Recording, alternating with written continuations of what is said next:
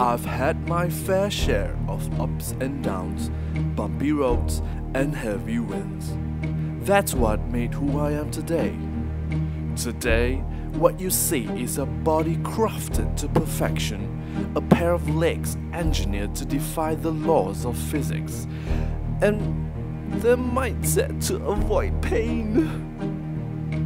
Who can say where the road goes?